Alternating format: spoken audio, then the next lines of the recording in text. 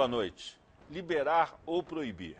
O uso da maconha voltou a ser polêmica após várias manifestações pró-liberação. Para debater o tema, convidamos o advogado da Associação Brasileira de Estudos Sociais do Uso de Psicoativos, Mauro Chaiben, que ganhou a ação no STF que liberou a Marcha da Maconha. O deputado federal João Campos, do PSDB de Goiás, líder da bancada evangélica na Câmara, e o neurocientista Renato Malcher, autor do livro Maconha, Cérebro e Saúde.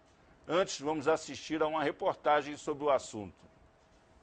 40 cidades se mobilizaram neste final de semana. A Marcha da Liberdade, ou Marcha da Maconha, como ficou conhecida, vai contra o conservadorismo, a repressão, a violência policial e apoia a livre expressão. A liberação da polêmica marcha ocorreu somente na quarta-feira, 15 de junho, pelo Supremo Tribunal Federal.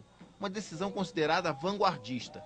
O judiciário considerou que uma manifestação como esta não é apologia ao crime, e sim um exercício da liberdade de expressão. A batalha pela liberação da maconha ganhou um aliado importante quando o ex-presidente Fernando Henrique Cardoso declarou-se favorável à descriminalização do uso e propôs uma discussão às atuais penas de prisão e repressão ao usuário. Pensar no mundo livre de drogas é uma coisa utópica. Não houve até hoje na história. Agora, você pode reduzir o dano que a droga causa às pessoas e à própria sociedade. Para quem defende a liberação, o argumento é histórico. Milênios de uso, décadas de repressão. Lembrando que os antigos povos da América já utilizavam a droga com uso terapêutico. A ciência também tem adeptos. Além do uso como analgésico, pesquisas recentes mostram que os princípios ativos da maconha ajudam no tratamento de pacientes de Parkinson, Alzheimer, algumas formas de epilepsia, câncer e até bruxismo, como afirma este usuário, que pediu para não ser identificado. Eu experimentei com o pessoal na faculdade e aí optei, larguei o álcool e vi que estava me dando, na verdade, muito menos malefícios do que a droga que eu usava, né? E, na verdade, até me aliviava as dores de cabeça matinais. Atualmente, o usuário que é pego com pequena quantidade da droga não pode ser preso, mas terá sua ficha suja. A lei não define a quantidade de droga que diferencia usuário ou traficante, cabendo ao policial ou ao juiz a tipificação. A questão chegou aos cinemas. 2 documentários, Quebrando o Tabu e Cortina de Fumaça, ampliam a discussão, com um viés para a descriminalização e a liberação da maconha. A música brasileira já fala em legalização, com Marcelo D2 e Gabriel Pensador. A criminalidade toma conta da cidade, a sociedade põe a culpa nas autoridades e o cacique oficial. Deputado João Campos, há uma polêmica no Congresso instalada há muito tempo com relação à legalização do uso da maconha, e isso caiu numa espécie assim de buraco negro legislativo. Aqueles temas que a sociedade inteira discute e que nunca são votados pelo Congresso. Aconteceu recentemente com a questão do casamento gay, por exemplo, que o Supremo Tribunal Federal resolveu decidir uma questão que o Congresso não votava. Agora, com relação à marcha da maconha, a decisão do Supremo foi mais ou menos na mesma direção, quer dizer, deliberou sobre um assunto que o Congresso não consegue levar adiante, tomar uma decisão. O senhor que questiona a decisão tomada pelo Supremo, a liberação do consumo de maconha, como o senhor encara essa questão? Olha, esse argumento é um argumento falacioso. O Congresso tem legislado. A nova lei de drogas é de 2006, uma lei recente. Nessa lei, o artigo, salvo engano, 28, o uso de drogas não é penalizado. É penalizado o porte. E mesmo assim, não é penalizado com cadeia. A pena é de advertência, de prestação de serviço à comunidade, enfim, mas a droga, o uso puro e simples, não está criminalizado. Agora, a sociedade certamente não está informada disso, de tal forma que o parlamento se manifestou a tempo e hora. Essa decisão do Supremo, que me preocupa, é um outro aspecto. Ao invocar o direito da livre manifestação do pensamento, da expressão, eu penso que nenhum direito absoluto. Na medida que o Supremo diz, olha, desde que seja uma manifestação pacífica, que corresponda apenas à livre expressão, e isso precisa até ser garantido pelo Estado, então pode. Bom, mas pode, o que mais que pode, invocando o direito da livre expressão? Pode uma manifestação em favor da pedofilia, por exemplo? essa decisão do Supremo está revogando o artigo 287 do Código Penal, que diz fazer apologia publicamente a crime ou autor de crime? É preciso que a gente encontre parâmetro disso, porque nenhum direito é absoluto, nem mesmo o direito à vida é absoluto. Nós temos as excludentes de licitude no Código Penal, legítima defesa, daí por diante, enfim, que termina colocando limitações também. Isso me preocupa, me assusta. Doutor Mauro Chabrin, você que entrou no Supremo, ganhou essa ação, é uma decisão, vamos dizer assim, histórica do ponto de vista da interpretação da legislação. O senhor concorda com esse tipo de argumentação do deputado? Olha, o Supremo Tribunal, ele acabou vindo confirmar o seu papel de intérprete, né, da Constituição. Ele reconhecendo a liberdade de expressão, o direito de reunião de forma pacífica e ordeira. E deixou bem claro que a decisão dele não permite, não abrange eventuais manifestantes que porventura queiram, por exemplo, fazer uso, que o uso é proibido, o porte da substância, como bem destacou o deputado, é proibido. Então, o que ele falou, é permitido debater, é legítimo o direito do cidadão discutir o assunto, né? Mas, extrapolando esse limite, o poder repressor do Estado poderá atuar.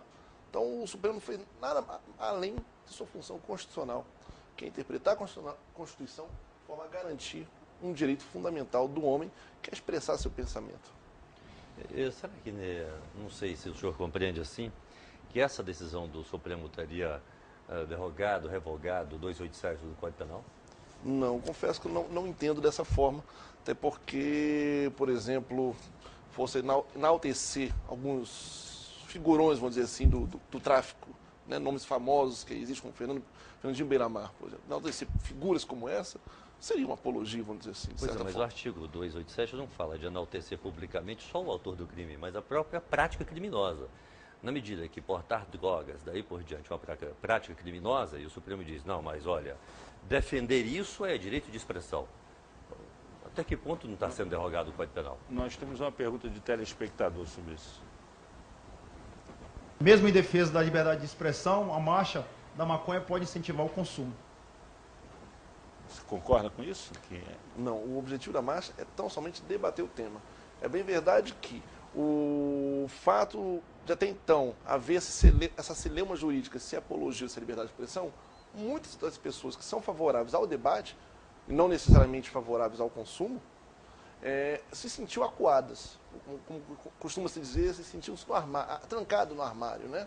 E agora as pessoas estão mais à vontade para debater o tema. Se encorajando. Agora, essa é uma discussão assim, que envolve costumes, que envolve a questão da ordem pública, né, dos direitos de expressão, mas há também um aspecto científico com relação a isso. Afinal, essa droga, ela pode ser consumida sem malefícios, ela pode trazer mais benefícios do que prejuízos para as pessoas. Doutor Renato, o senhor que é neurocientista, que tem um livro sobre que trata desse assunto também, qual é a sua opinião sobre isso? O viés que eu vejo é um pouco diferente do viés deles. O que eu acho é que o Estado deveria difundir e educar as pessoas a fazer de forma apropriada o uso das propriedades medicinais da maconha, que são muito poderosas, são indiscutíveis do ponto de vista científico e tornam ela um remédio bastante seguro, na verdade, comparado com substâncias que são vendidas na farmácia, por exemplo. Mas um remédio seguro para quê? Nossa, você vai ter que aguentar a lista aí. Bom, Parkinson, ela funciona muito bem para aliviar dor e disfunção motora, né? Porque além do tremor, Parkinson dificulta a locomoção, né? E o efeito da maconha é quase que imediato, controlando esse tremor e essas dores. Controla vários tipos de dores importantes que normalmente são tratadas com morfina, como é o caso das dores nevrálgicas, né? Dores, deixa eu explicar melhor, dores que são causadas por danos no próprio sistema nervoso. Não é que há alguma inflamação, alguma coisa machucada, mas o próprio sistema nervoso tem um defeito que leva a uma mensagem constante de dor, e são dores que muitas vezes as pessoas se matam porque não conseguem resolver essa dor. A maconha resolve essa dor. Enxaqueca. Enxaqueca também resolve. isso tudo depende de você ter linhagens bem controladas, né, com padrões de produção, padrões estabelecidos, porque varia muito as propriedades de uma planta para outra. Então, se você tem um sistema que regulamenta essa produção, você tem essas propriedades adequadamente alocadas em cada planta, diminuindo, inclusive, os efeitos colaterais. Mas, continuando, por exemplo, ela tem uma vantagem que ela tem um efeito multissintomático. Então, por exemplo, uma pessoa que está com câncer, fazendo tratamento de quimioterapia, ela sofre muito pelo próprio câncer e por causa do tratamento de quimioterapia, que causa um mal-estar terrível, né? E isso, obviamente, também causa um problema um problema emocional sério para a família, certo? Então, usando a maconha, ela tem um alívio das dores do câncer, ela tem um alívio da náusea, com isso ela consegue voltar a se alimentar, e se alimenta porque aumenta o apetite, aumenta o gosto pela comida. E os efeitos que são considerados, assim, digamos assim, pecaminosos da maconha, que é a pessoa se sentir, mudar a sua percepção das cores, do som, o bem-estar que a maconha causa, o alívio do humor, isso do ponto de vista terapêutico é valiosíssimo, porque essas pessoas elas sofrem muito com o estresse, com a tristeza. Então, esse ganho de humor que a maconha causa, que é o que é considerada coisa obscura da maconha, na verdade é uma vantagem terapêutica considerável com relação a outros remédios. Ela também serve, por exemplo, para broncodilatadora, ela inibe a náusea, né, inibe o vômito, como eu falei. Tem propriedades que inibem o crescimento do câncer, que são propriedades que, quando a gente fala assim, as pessoas falam, pô, mas se inibe o câncer, como é que isso não é difundido? Mas inibe mesmo e não é difundido porque existe todo esse distanciamento, né, da realidade científica, da realidade cultural sobre a maconha, né? Porque, na verdade, a maconha ela sempre foi compreendida como remédio e nunca deixou de ser compreendida como remédio, porque a lei não impõe uma mudança na realidade da natureza, né? Nós, cientistas, a gente analisa a natureza sem fazer juízo de valor dessas propriedades maravilhosas que a natureza botou nessa planta, né? Para fazer uma ponte, então, com essa discussão da apologia, o que eu acho curioso é o seguinte, porque o que eu estou fazendo aqui, falando a verdade sobre a maconha, é apologia ou não é? Isso aqui quer dizer, se uma pessoa está na rua dizendo a maconha é boa para a saúde, em vários aspectos, e faz menos mal do que o álcool, isso é apologia? É uma coisa que eu não compreendo. Talvez eles possam... Mas a abordagem, de fato, tem outro viés. E essa abordagem, do ponto de vista científico, eu não vejo por que não concordar. Agora, evidentemente, e ao que me parece, a marcha da maconha não tem esse objetivo, não é?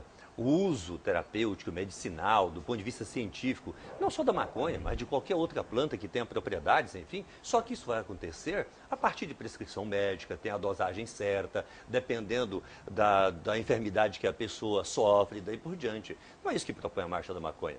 A marcha da maconha propõe o uso puro e simples da maconha. Isso é crime, ou melhor, isso inclusive é um comportamento que não é absorvido pela sociedade. Eu não consigo identificar na sociedade alguém que, tendo a informação que determinada planta, daí por diante, tem uma propriedade que cientificamente foi comprovada, que utilizada dentro de recomendação médica sirva para curar alguém, que seja contra. Não é? Nisso nós estamos de pleno acordo. Doutor Mauro, na verdade, a marcha da maconha, ela é muito ampla. Ela acaba sendo a expressão de N segmentos da sociedade em prol desse debate. E aí inclui o uso medicinal, inclui o uso para fins econômicos e, claro, o uso recreativo. Hoje a sociedade permite o uso do tabaco, o uso do álcool, se restringe a publicidade, se restringe a propaganda, se restringe o local de consumo e com isso já obtivemos um êxito de redução de 50% no consumo do tabaco na sociedade.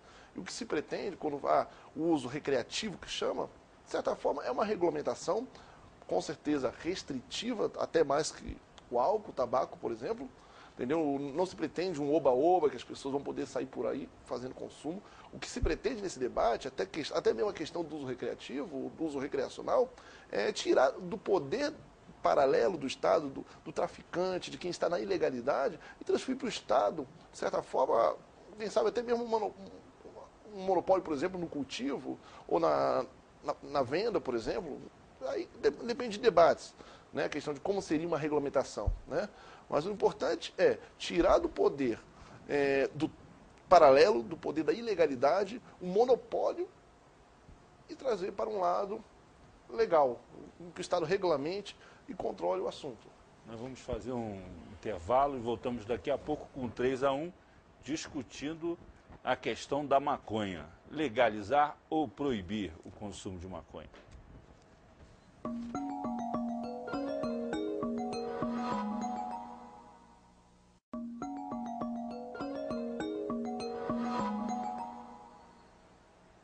Voltamos com 3-1, que hoje discute a polêmica do uso da maconha, liberar ou proibir. Estão aqui conosco nessa discussão o advogado da Associação Brasileira de Estudos Sociais do Uso de Psicoativos, Mauro Chaibem, que entrou com a ação para a liberação da marcha da maconha no Supremo Tribunal Federal, o deputado federal João Campos, do PSDB de Goiás, líder da bancada evangélica na Câmara, e o neurocientista Renato Malcher, autor do livro Maconha, Cérebro e Saúde. Antes, nós vamos ouvir mais uma pergunta de telespectador. Eu queria saber se é justo doentes terem de utilizar maconha escondido para aliviar dores de determinadas doenças. Doutor Renato. Isso até é interessante, que eu vou passar para os colegas aqui que entendem de legislação que eu não entendo, uma questão que às vezes me colocam parecida com essa, porque recentemente houve um estudo muito amplo comparando sobre vários pontos de vista, vários aspectos, os danos de cada droga, né? Danos sobre o indivíduo com relação à sua saúde, sobre o indivíduo com relação ao controle que ele exerce sobre a sua vida, sobre o seu trabalho, danos com relação aos que estão em volta desse indivíduo, se ele afeta a vida de quem está em volta dele, danos em relação à saúde pública, por exemplo, né? São alguns dos critérios. E aí fizeram um ranking, né? E nesse ranking, o álcool está em 4º lugar e a maconha está em 11º. Então, a coisa que se coloca que fica estranha é a seguinte, vamos supor um industrial, né, que vende milhões de litros de álcool por ano para milhões de brasileiros. Ele é uma pessoa que é considerada uma pessoa honesta, produtiva, que dá empregos, etc., na sociedade. No entanto, a substância que ele vende causa muito mais danos à sociedade, à saúde pública e aos indivíduos do que a maconha, sendo que, por exemplo, uma pessoa que for, sei lá, um jovem de 20 e poucos anos que cultive maconha e que distribua, venda para amigos ou para outras pessoas, essa pessoa vai ser considerada um criminoso hediondo, sendo que ela pode estar, inclusive, facilitando o uso médico para outras pessoas que não têm como adquirir de outra forma. Né? Então, qual é o sentido disso? Essa pessoa está vendendo um remédio e é punido como um criminoso hediondo, enquanto essa pessoa está vendendo algo que não é remédio. Fazer uma comparação assim mais, vamos dizer assim, compreensível. Né? A escala de produção, de consumo de álcool é muito maior do que a escala de produção e consumo de maconha. Então, sob esse ponto de vista, quer dizer, sob esse paradigma, a comparação ela não é muito, vamos dizer assim, justa. Se não fosse se você comparar do ponto de vista social, mas do ponto de vista se fosse individual, comparar sim. em termos de consumo, vamos dizer assim, o prejuízo de um sujeito que fumou um baseado e um sujeito que consumiu, vamos dizer assim, uma cerveja. Eu vou dar um exemplo que eu não preciso nem falar dos danos físicos do álcool para esclarecer o grande paradoxo, que é o seguinte: a maconha nunca tira a consciência do usuário. Ele pode ficar sonolento, mas ele não perde a consciência. O álcool tira a consciência do usuário e o pior, o álcool tira a consciência do usuário antes dele parar de agir. Então o cara já não tem mais nenhum critério, né, de valor social, nenhum limite racional da ação dele, e ele continua agindo. Ou seja, ele está inconsciente, mas está agindo. Esse cara vira um potencial causador de danos, como é quando ele dirige, como é quando ele entra em brigas irracionais. A maconha não faz isso, a maconha não tira a consciência de ninguém, o álcool tira. Isso para mim é o suficiente para dizer que o álcool é uma droga muito pesada e a maconha não é. E aí, como que você enaltece pessoas que vendem milhões de uma droga que faz mal e tira a consciência das pessoas e diz que uma pessoa que produz e vende uma planta que não faz tão mal é um criminoso hediondo? Aí você pega um jovem, destrói a vida dele, destrói a vida, porque você pega um jovem de 20 e poucos anos, põe na cadeia, você destrói a vida dele. Qual é o sentido disso? Ou pior, Uma pessoa é pega em casa com uma pequena plantação que está usando para fins medicinais, está aliviando o seu sofrimento, está em plena harmonia com a natureza, com a ciência, com o direito fundamental dela de tratar do seu próprio bem-estar. Aí vem um agente do Estado, impede ela de fazer esse uso e ainda transforma ela num criminoso, transfere ela para uma situação que vai arruinar com a vida dela. Qual é o sentido disso? Você é apologia da maconha? Que ele coloca, com todo respeito, é a exceção da exceção. Quantas pessoas no Brasil já foram identificadas pela Polícia Federal, pelas polícias civis, militar, que tinha uma plantação lá que era medicinal? É a exceção da exceção. Não é? Agora, foram presas como traficantes. Concordo inteiramente que o álcool provoca muito maior dano à sociedade do que a maconha. E aí o raciocínio é exatamente o contrário. Então que proibamos o álcool. Esse argumento não pode servir para liberar outras drogas que, embora tenham algumas propriedades que são benéficas, mas que têm grandes benefícios à sociedade também. É exatamente o contrário. E acho que nós estamos caminhando nessa direção. Não necessariamente de estar proibindo o álcool, mas de estabelecer restrições. A lei já estabelece a proibição da comercialização do álcool a menores de 18 anos. É pouco fiscalizado, mas isso está estabelecido na lei. O álcool é uma droga de fato permitida para os maiores de 18 anos. E sabe-se que o álcool, e no segundo passo a maconha, é a porta para as demais drogas. Isso eu não sei se seria consenso geral, mas basta a gente frequentar, principalmente as comunidades terapêuticas, que a gente vai ter esse testemunho no dia a dia. Não é? É a porta. Posso comentar sobre a porta, só rapidamente? Bom, na verdade, a maconha, ela tem várias pesquisas mostrando que ela tem sido usada como porta de saída para drogas que realmente viciam do ponto de vista fisiológico, né? Isso então é o contrário, porque o que se diz que ela é uma porta de entrada. Porque o que ela faz, ela alivia a síndrome de abstinência de drogas como a heroína e o próprio crack. Isso tem uma pesquisa de observação de usuários do Dartiu Xavier, da FAPESP, que mostra que espontaneamente os usuários buscam a maconha quando eles não têm acesso ao crack e que eventualmente isso facilita que eles superem, né, o período de síndrome de abstinência e até abandonem o crack e substituam pela maconha, que é muito menos lesivo para eles, na verdade. E essa ideia da porta de entrada, na verdade, é uma confusão. Não é que está errado que exista uma certa sequência, mas há uma confusão de achar que essa sequência é imposta pelas propriedades farmacológicas da droga, porque não é. O que acontece é o seguinte: as pessoas vão usando as drogas na medida em que as drogas são mais ou menos disponíveis e populares. Então, elas começam com o álcool, que é uma droga pesada. As pessoas dizem, vai usar a maconha e vai migrar para uma droga pesada. Mas, na verdade, o álcool é uma droga pesada, muito mais pesada que a maconha, e as pessoas começam com o álcool porque é culturalmente aceitável o pai oferecer lá uma cervejinha para o filho de 16, 17 anos. É ruim, mas é culturalmente aceitável. E as pessoas vão às ruas e veem as pessoas se drogando com álcool num clima de festa, de aceitação, de confraternização.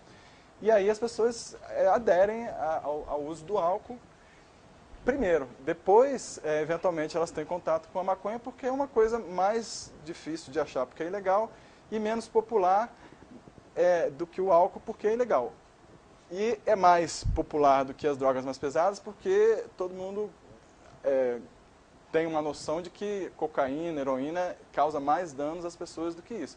E são drogas mais caras e menos acessíveis. Então, existe uma tendência que é quase que ditada pela estatística que a lei impõe de acesso à droga que causa essa sequência. Mas se você regulamentar o uso da maconha, por exemplo, como é na Holanda, o que aconteceu é que houve uma migração, ainda que parcial, de usuários de heroína para maconha e de álcool para maconha, o que do ponto de vista individual e de saúde pública é um ganho, na minha opinião. Aí a tese de que, de repente, um garoto está vendendo ali, comercializando a maconha para ajudar a curar alguém que é portador de determinada enfermidade, aí é um absurdo, que é crime hediondo, também não pode ser colocada desse ponto de vista, porque se a maconha tem consequências também maléficas, ora, nós temos muitas drogas. Quais são de tarja preta que não são comercializadas na rua por garotos. Essas drogas que tem que ter controle em função das consequências no organismo humano, elas são comercializadas sob o controle. Daí, por isso tem a tarja preta depois. Você não pode admitir, então, que uma erva que, segundo os estudiosos, e é por isso que a legislação estabeleceu restrições, tem danos na sociedade, seja então comercializada aí ao bel prazer, na feira, daí por Quais diante. estudiosos? Eu sou estudioso. Isso, Eu sou aqueles que estudioso. fundamentaram o legislador a estabelecer isso. Sob pena, então, Não de fundamentaram, ter não que... existe fundamentação sob pena, então, de científica nós pra lei. termos que caminhar na direção Vamos de liberar falar outras drogas. falar um Então, de por que cada não vez? liberar a cocaína, as outras drogas todas? Porque faz mais mal. Porque certamente elas também, embora fazendo mal, ou mais mal, certamente terá alguma propriedade também benéfica. Nós Então, temos que liberemos álcool não tudo, tem. não é? Nós temos uma pergunta de telespectador. O verdadeiro objetivo dessa marcha da maconha não é de fato a liberação das drogas? Doutor Mauro, essa polêmica aí com relação à marcha, voltando ao ponto de partida. Não, gente, Qual olha, é o objetivo da marcha? A marcha da maconha, o objetivo é a regulamentação da maconha. Não nego que existam outros especialistas, em diversas áreas do conhecimento, que sustentem que não só apenas a maconha deveria ser regulamentada, e sim outras substâncias também. Ou seja, esse assunto sequer é unanimidade entre os próprios debatedores do assunto. Mas o fato é, precisamos realmente debater na sociedade. Eu sei que temos uma lei que ainda é de 2006, né, sobre drogas. Essa lei, ela na sua base de princípios, ela é muito positiva, né? Mas na hora que criminaliza as condutas, ela é uma linha bastante tênue. O que é um traficante, o que é um usuário? Então, pega-se as condições do agente, as circunstâncias em que houve esse flagrante. E isso é um perigo, porque é possível um delegado, um determinado flagrante, entender que determinada pessoa é traficante, e depois, no decorrer da instrução criminal, essa pessoa vai ser desclassificada para usuário. Mas até ela provar que ela é usuário, ela vai ficar presa. E como já bem destacado, a lei hoje em dia não prevê pena de cadeia para o usuário. Mas enquanto esse usuário não prova na justiça que ele é usuário, ele fica preso. É o que está acontecendo hoje com um jovem aqui de Brasília que foi preso no dia seguinte da marcha. Ele produzia para consumo próprio em sua residência. Realmente havia uma quantidade um tanto significativa, mas aí são vários detalhes para justificar isso.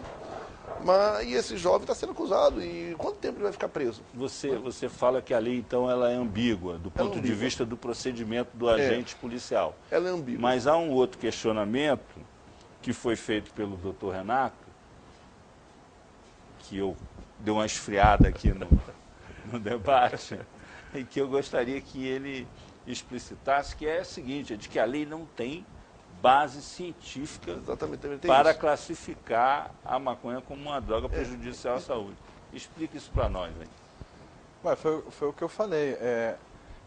Houve um estudo feito que mostrou que com todos os aspectos, o que você falou sobre ser mais usado no álcool, é verdade que isso tem um peso maior na sociedade, mas para o indivíduo, né, o álcool é muito mais prejudicial do que a maconha, muito mais mesmo. O álcool é a quarta droga mais prejudicial e a maconha é a 11ª, ficando atrás do cigarro, inclusive, né? E existe esse mito de que acho que as pessoas imaginam que houve uma reunião de cientistas em algum ponto da história e decidiram, olha, a maconha causa esses problemas e tal, ele falou os malefícios. Eu não sei quais os malefícios que ele está falando, porque a maioria dos malefícios que dizem está errado, não é verdade. O que ela faz... aquela história do ovo, que foi durante muito tempo condenado como... Você me citou alguns malefícios, da pessoa perder a percepção da realidade, você me citou alguns benefícios. Não perde a percepção. Alguns benefícios aí. Não perde a percepção, ela muda a percepção para melhor, ela se sente melhor sobre a realidade. Isso é ótimo, as pessoas desenvolvem remédios caríssimos para tentar fazer isso. Você pode comprar esse efeito na farmácia de uma forma caríssima ou usar uma planta, que é um produto da natureza. Agora você falou que era preciso, porém, desenvolver linhagens dessa tem essa questão, porque quando você não tem uma regulamentação, você tem os efeitos colaterais. Por exemplo, o efeito colateral mais prejudicial, eu não diria maléfico para a pessoa, é um déficit na capacidade cognitiva enquanto ela estiver sob efeito da maconha. Se a pessoa usa todo dia, ela vai estar sempre um pouco aquém de alguns aspectos da sua capacidade mental. Mas isso não quer dizer que a pessoa não se sinta beneficiada pelos outros aspectos, né? Eu acho que vários artistas se beneficiam por essa percepção da realidade, essa criatividade, esse bem-estar, né? Que é um dos efeitos da maconha que tem vantagem terapêutica. Então, crianças ou jovens em idade de crescimento não devem usar maconha porque isso vai desmotivá-los e vai prejudicar o aprendizado, certo? Mas do ponto de vista de qualquer outro aspecto, se você considerar os adultos, não existe nada que justifique esse fantasma, esse assombro que existe em torno da maconha. É uma coisa cultural. A maconha, quando ela foi proibida, ela não foi proibida por causa das propriedades psicoativas dela. Ela foi proibida por questões geopolíticas, econômicas, que dizem respeito, sobretudo, inclusive, ao uso do cânhamo, que nem tem propriedades psicoativas. Não houve, como as pessoas imaginam, há 90 anos atrás, uma reunião de cientistas para dizer vamos proibir essa planta porque ela faz mal. Não houve. Quando ela foi proibida, inclusive, a maconha era das grandes estrelas da indústria farmacêutica. Ela já foi vendida em xaropes pela Lilly, pelas principais indústrias farmacêuticas. E hoje em dia, que a gente está com esse debate bobo de se não é, enquanto isso, as indústrias farmacêuticas estão produzindo extrato de maconha balanceado e vendendo. Então, voltando à questão. As plantas têm vários princípios com propriedades diferentes. Então, se você tiver uma abordagem científica para tirar vantagem desse conhecimento e balancear esses princípios ativos, você pode diminuir, por exemplo, a tendência para algumas pessoas de terem... existe um grupo pequeno de pessoas que tem tendência à psicose que não pode usar maconha, porque a maconha, o THC pode aumentar a tendência a ter um surto. Porém, esquizofrênicos, por exemplo. Pois é. Porém, a maconha tem o canabidiol, que faz o contrário, que é um antipsicótico. Então, se a pessoa, se houver um aporte do Estado para produzir uma planta com mais canabidiol, o próprio psicótico pode eventualmente tirar vantagem dessa planta, se comprovado que assim essa planta funciona de fato dessa maneira, para tratar a ansiedade, que é um problema comum entre os psicóticos. E o canabidiol é ansiolítico e antipsicótico. Nós vamos fazer um intervalo, voltamos daqui a pouco com o 3-1 discutindo a questão da maconha, liberar ou proibir.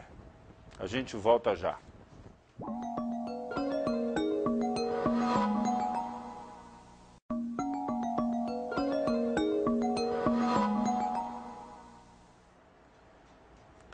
Voltamos com 3-1, que hoje discute a polêmica sobre o uso da maconha, liberar ou proibir. Estão aqui conosco nessa discussão o advogado da Associação Brasileira de Estudos Sociais do Uso de Psicoativos, Mauro Chaibem, que entrou com a ação para a liberação da Marcha da Maconha no Supremo Tribunal Federal, o deputado federal João Campos, do PSDB de Goiás, líder da bancada evangélica na Câmara, e o neurocientista Renato Malcher, autor do livro Maconha, Cérebro e Saúde. Antes, nós vamos ouvir mais uma pergunta de telespectador na abertura desse terceiro e último bloco do nosso programa. Não é um contrassenso fazer campanha contra o uso de drogas e, por outro, defender que o consumo não seja mais crime? Doutor Mauro, como é que você vê essa questão? Olha, essa pergunta, na verdade, é a seguinte: defender o uso de drogas em determinados segmentos da sociedade e, ao mesmo tempo, campanhas publicitárias já é uma política pública de governo. Então, as coisas, em tese, não se confundem, né? Mas o que deve ficar bem claro é que o que se está sendo debatido pela sociedade é uma forma, na minha opinião, além das propriedades médicas, dentro de outras áreas da cannabis em si, o que se discute são políticas públicas de segurança pública, né? O que a sociedade percebe hoje em dia é polícia cada vez mais armada e traficante, por consequência, também quer se armar ainda mais, né? E o que se debate é uma forma de você tentar amenizar esse problema. Os que defendem uma mudança dessas políticas, se quer falar, olha, vamos acabar com o tráfico na nossa sociedade. Não é isso. Né? Por exemplo, se o Estado resolver hoje proibir o álcool e o tabaco, o que vai acontecer com essas duas substâncias? Vão para a ilegalidade. Mais poder na mão de traficantes, né? Do mercado paralelo. Então, o que queremos fazer nesse debate? É tirar desse mercado ilícito o poder, o monopólio do comércio, né? e do controle dessas substâncias e passar para o lado da legalidade, para que o Estado consiga ter mais efetividade em suas políticas públicas de segurança pública. Né? Deputado João Campos, o líder máximo do seu partido, o ex-presidente Fernando Henrique Cardoso, fez uma revisão assim, completa de suas posições com relação à questão do uso de drogas, do combate às drogas, e hoje é um dos líderes mundiais de uma campanha, inclusive tem um filme na apresentação do programa, um trecho do filme foi mostrado, Quebrando o Tabu, para que seja revista toda a legislação, essa legislação que o senhor está defendendo. E ele é o líder do seu partido. Você já teve alguma conversa com ele, já procurou ele para tratar desse assunto? Como é que... O presidente Fernando Henrique não fez essa discussão no partido e nem fala pelo partido em relação a esse tema. Ele tem o respeito de todos nós, a nossa admiração, é um líder, mas em relação a esse tema ele fala por si só. O partido não fez essa discussão, daí por diante. Ele continua tendo o nosso respeito, mas é uma tese que é colocada por ele enquanto indivíduo, enquanto pessoa. Agora, eu sou policial de carreira, né? Sou um delegado de polícia. É evidente que houve um fracasso do combate às drogas, do Plano Colômbia, nos Estados Unidos. Quer dizer, nós estamos diante de uma situação real. Quer dizer, nunca se gastou tanto com o combate ao tráfico de drogas, ao consumo de drogas, à produção de drogas, e, entretanto, a escala do tráfico, o fracasso é evidente. E agora o exemplo mais gritante é a situação do México, que está em vias de se tornar um que se chama de narco-estado, né? Porque o grau de corrupção do aparelho policial, do aparelho de repressão, é enorme. Nós estamos vivendo uma experiência assim, interessante com relação ao combate ao tráfico, no caso do Rio de Janeiro. Qual é o balanço que o senhor faz disso aí, já não do ponto de vista da questão legal, mas do ponto de vista da eficiência policial? A eficiência policial está muito baixa, mas não é só nesse caso. É também em relação a roubo de carro, é em relação a homicídios, a taxa de homicídio, agora o mapa da violência mostrou isso, enfim. Então, exatamente por quê? Porque ao longo do tempo, e a gente volta para a questão exatamente das políticas de segurança pública, os governos, não apenas esse, ao longo do tempo os governos não investiram em segurança pública, não investiram em termos de qualificação de policial, de logística, de novas tecnologias, daí por diante. Então o crime avançou e as polícias, por falta de investimento, ficaram lá atrás. Elas não conseguem dar a resposta, não só nessa área, mas nas demais áreas. Agora, eu queria até me reportar aqui uma palavra do Dr. Mauro. Essa legislação, ela não é perfeita, mas é uma lei boa, uma lei nova de 2006 e que é reconhecida internacionalmente. Agora, não é perfeita. Esse é um dos pontos de discussão. Mas vale dizer, em relação ao usuário não se impõe prisão ao usuário no Brasil a partir dessa lei. Sequer o usuário é alvo de auto de prisão em flagrante. A lei, no artigo 28, estabelece que pena para o usuário não se impõe pena de prisão. É advertência, é prestação de serviço à comunidade e outras penas de caráter educativo. Então, o usuário sequer é objeto de condução pela autoridade policial para flagrante. A lei, nesse sentido, do meu ponto de vista, foi até benéfica. Agora, não basta, na medida que o aparelho policial foi deficiente, daí por diante, então, que a gente legalize ou descriminalize apenas o uso. Então, que a gente vai ter que descriminalizar também o tráfico, o comércio, daí por diante, que ocorre em relação ao álcool. O álcool pode ser comercializado e a indústria está aí devidamente legalizada. Se nós permitimos o uso, mas vamos continuar criminalizando o tráfico, o comércio das drogas, nós vamos fortalecer o tráfico, porque evidentemente vai aumentar o uso. Evidentemente. Então vai aumentar a transação comercial em relação a isso. Agora, era muito bom que todos nós pudéssemos conhecer toda essa realidade. O que é que o governo, independentemente da política de segurança pública aqui, tem feito na área da prevenção ao uso de drogas? Essa é uma boa pergunta. É quase zero, se não zero. E na área da recuperação, do tratamento, daí por diante, o que nós temos de resultado positivo no Brasil são iniciativas voluntárias, principalmente de natureza confessional, de espíritas, católicos, evangélicos, enfim. O governo é omisso. A única área que o governo opera quanto às drogas é da repressão e com ineficiência. Nós temos mais uma pergunta de telespectador. Porque em outros países, medicamentos à base de maconha já são legalizados para o tratamento de doenças graves. Aproveita e fale um pouco também das suas pesquisas com relação a isso. Na verdade, a minha pesquisa é com o sistema que a gente chama de sistema canabinoide endógeno, do próprio corpo, né? Recentemente foi compreendido o efeito que os princípios ativos da maconha faziam no organismo, que antes achava que era um efeito desorganizador, mas na verdade ela atua sobre estruturas específicas que regulam a forma como o sistema nervoso funciona. E a partir da descoberta dessas estruturas específicas, se compreendeu que o cérebro deveria produzir substâncias parecidas com as que tem a maconha, e aí encontrar essas substâncias no cérebro são chamados canabinoides endógenos. O canabinoide vem do nome cannabis sativa, da planta. A minha pesquisa começou bem no início dessas descobertas, né, sobre os endocannabinoides, e ela tem a ver com a função dos canabinoides endógenos na regulação do equilíbrio e da coordenação de todos os aspectos da fisiologia dos animais, inclusive aspectos emocionais, cognitivos e de apetite e de inflamação. É um sistema que orquestra a adaptação do organismo de volta à normalidade. Não é que quando ele atua, ele está na normalidade, ele faz essa transição. Então, com isso, se ficou claro tanto como funcionam todos esses princípios ativos e suas funções benéficas, como os problemas do abuso, né? O problema do abuso, como eu falei, se a pessoa usa constantemente, ela vai ter um déficit cognitivo, um déficit de memória, mas isso é um déficit... Ela vai ficando com o miolo mole, como se diz. Não muda o miolo da pessoa. Ela responde a pergunta dos malefícios. Não muda, mas não muda o cérebro da pessoa.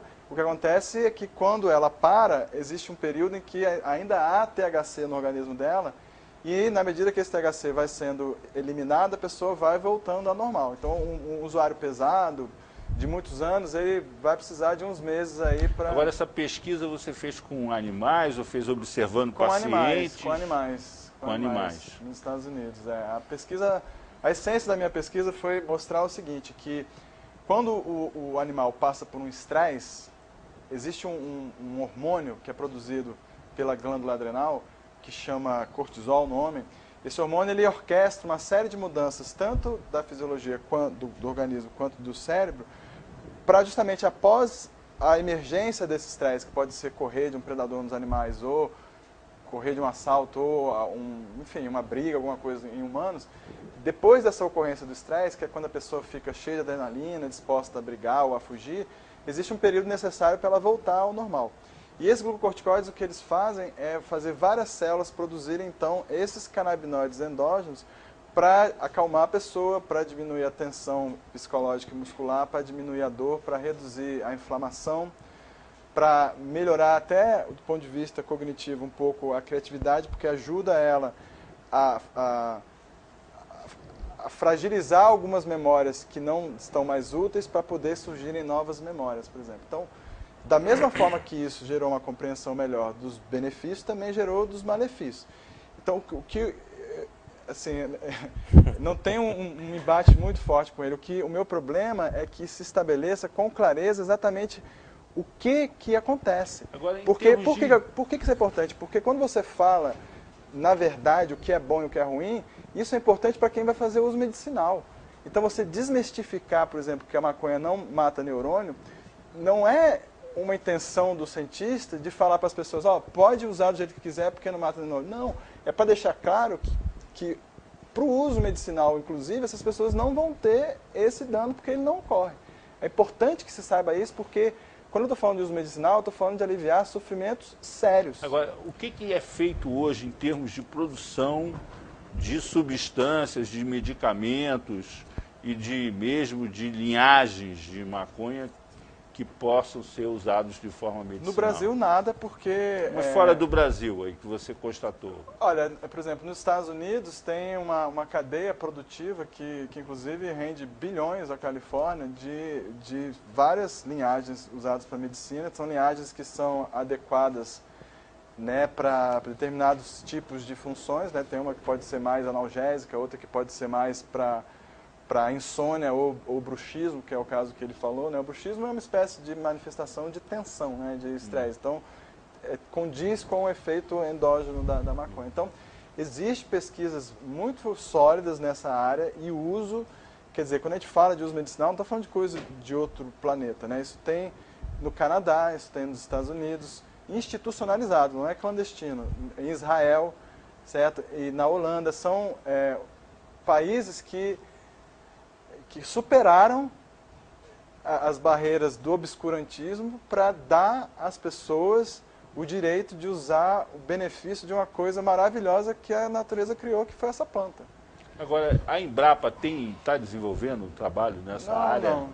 Não tem. Porque é a única instituição aparelhada para desenvolver produtos. Existe entre os estudiosos, houve um congresso, já foi o segundo mas houve um em 2010, onde se deliberou, né, a recomendação ao Estado brasileiro que estabelecesse uma entidade que pudesse produzir essas plantas para que elas pudessem ser usadas para pesquisa, porque é necessário para a pesquisa científica que haja uma padronização, senão uma experiência aqui vai dar de um jeito, você pega uma planta, outra, dá de outro. Você na UNB, você está dando sequência a essa pesquisa? Ou... Como eu falei, a minha pesquisa não envolve maconha, ela envolve o entendimento dos canabinoides que o próprio corpo produz.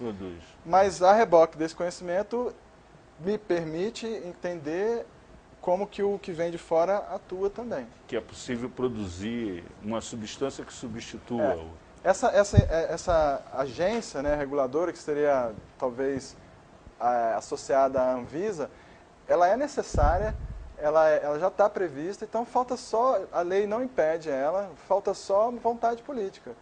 Inclusive, vai ser tão importante, tem alguns... Deputado, o senhor é a favor de criar uma agência reguladora da produção? Eu respeito a pesquisa desenvolvida por ele, e consumo de maconha. Não tem como duvidar disso, né? Das propriedades medicinais. Em relação a isso, eu estou de pleno acordo. As propriedades medicinais que estão comprovadas cientificamente e que seja usado cientificamente. Agora, dentro da área de segurança pública, da política criminal, nós temos outra realidade.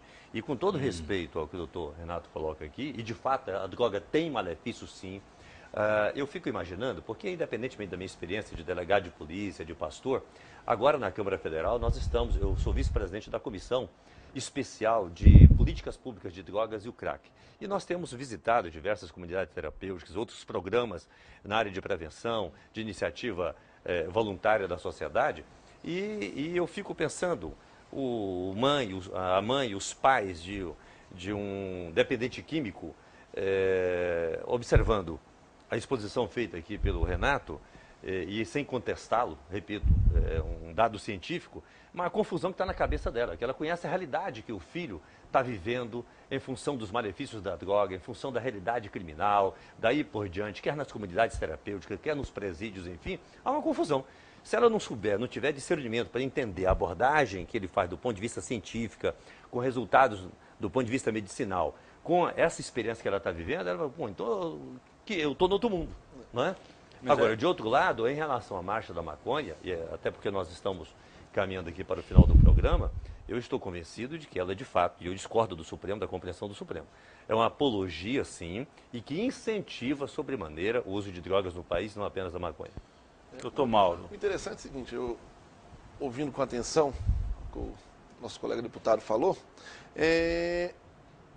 temos que deixar bem claro, uma coisa é maconha, outra coisa é crack, oxi, cocaína, que também está lá no alto daquela escala levantada anteriormente pelo doutor Renato. Tá? Então, nós estamos falando de maconha. O que costumamos ver aquelas pessoas na Cracolândia? É o uso de crack. E é uma droga realmente perigosíssima que demanda uma assistência da família, questões de saúde pública, de clínicas de tratamento. Agora, é uma situação assim de uma hipocrisia muito grande, né? Vamos pegar aqui, por exemplo, o Eixo Monumental, em Brasília, né? Você tem 2 polos de consumo de drogas aqui, a Luz do Dia. Rodoviária. Tem a rodoviária e o cruzeiro lá em cima, depois do Buriti. É uma coisa consentida, porque de certa forma, sim. Você não observa uma ação ostensiva da É uma do certa Estado. complacência do poder público. O que é isso? Como interpretar isso? O que significa isso? Que as pessoas estão chegando à conclusão de que é preciso no parlamento e na lei. mudar a forma de lidar com isso. A lei anterior era muito dura e essa já não é, refletindo esse comportamento da sociedade. O deputado falou que o que falta do Estado é o acolhimento dessas pessoas para tratamento. A polícia não tem como resolver o problema deles. Não é a polícia que resolve. A polícia não tem como resolver. Mas são dois estados completamente diferentes. Na rodoviária você tem... crack. Crack, pessoas enlouquecidas e tal. E lá no cruzeiro você vê que é gente de classe média, que parou o carro, que fica ali namorando, batendo papo e tal. É outro padrão de É o que eu estava falando, são dois comportamentos. São 2 contextos. Mas isso significa que esse arcabouço todo aí está ruindo, que essas coisas não estão funcionando? Ou há uma lei e há um procedimento prático diante da realidade diferente? O que é isso? A aplicação prática da legislação atual que gera dúvidas acerca da interpretação. É o que eu falei. É muito nítido. Realmente, o usuário não vai para a cadeia. Mas a definição de quem define o que é usuário e o que é traficante é o delegado. E aí vai muito, também puxa muito do lado, aonde foi pego esse usuário? Foi numa periferia e a pessoa não tem como justificar naquele de início como é que ele conseguiu a substância, a tendência é ser traficante. Então, isso é um problema. A aplicação da lei em si é um problema. Tá? Outra coisa, a diferenciação dos níveis, de quais são as drogas que estamos falando. Realmente, crack, eu não estou aqui discutindo crack. Acho que nós vamos ter que fazer outro programa para discutir, porque... O tema é complexo. E outra coisa, a maconha... Nós chegamos ao final, o tempo estourou e nós vamos ter que encerrar o programa. O assunto, a polêmica continua. Agradecemos a presença do advogado da Associação Brasileira de Estudos Sociais do Uso de Psicoativos, Mauro Chaibem, do deputado João Campos, líder da bancada evangélica na Câmara dos Deputados, do PSDB, e o neurocientista Renato Malcher, que nos deram a honra de participar do nosso programa. Mande suas sugestões para o e-mail 3a1@tvbrasil.org.br. Até a próxima quarta-feira com mais um 3 a 1 aqui na TV Brasil.